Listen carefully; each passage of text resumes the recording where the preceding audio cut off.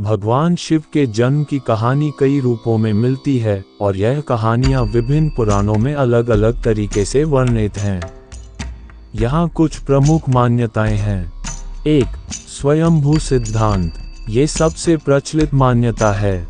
इस सिद्धांत के अनुसार भगवान शिव स्वयंभू हैं, अर्थात वे स्वयं उत्पन्न हुए हैं। वे अनंत काल से मौजूद हैं और उनका कोई जन्म नहीं हुआ है। वे सृष्टि के रचयिता हैं और ब्रह्मांड के आदि पुरुष माने जाते हैं। 2. विष्णु पुराण की कथा। इस कथा में ब्रह्मा और विष्णु अपने आप को सबसे श्रेष्ठ साबित करने के लिए लड़ रहे थे। तब उनके बीच एक जलता हुआ खंभा प्रकट हुआ। इस खंभे का कोई भी सिरा नहीं दिखाई दे रहा था। ब्रह्मा और विष्णु दोनों ही खंभे का आदि और अंत जानने के लिए उसकी खोज में निकल पड़े। ब्रह्मा ऊपर की ओर और विष्णु नीचे की ओर बढ़ने लगे।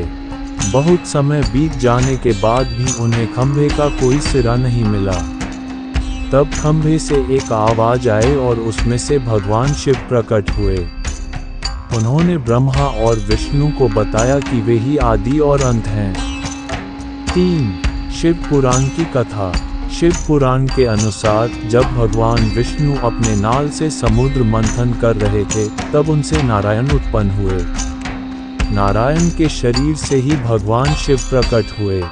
अन्य कथाएं। कुछ अन्य कथाओं में भगवान शिव को ब्रह्मा के पुत्र के रूप में भी वर्णित किया गया है। कुछ कथाओं में उन्हें पार्वती जी के पुत्र के रूप में भी वर्णित किया गया है।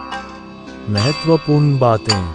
भगवान शिव के जन्म की कहानियां विभिन्न संदर्भों में अलग अलग तरीके से बताई जाती हैं। इन कहानियों का मुख्य उद्देश्य भक्तों को भगवान शिव की महानता और शक्ति के बारे में बताना है। भगवान शिव की पूजा भारत में बहुत ही लोकप्रिय है और उन्हें शिवरात्रि जैसे त्योहारों पर विशेष रूप से पूजा जाता है। निष्कर्ष।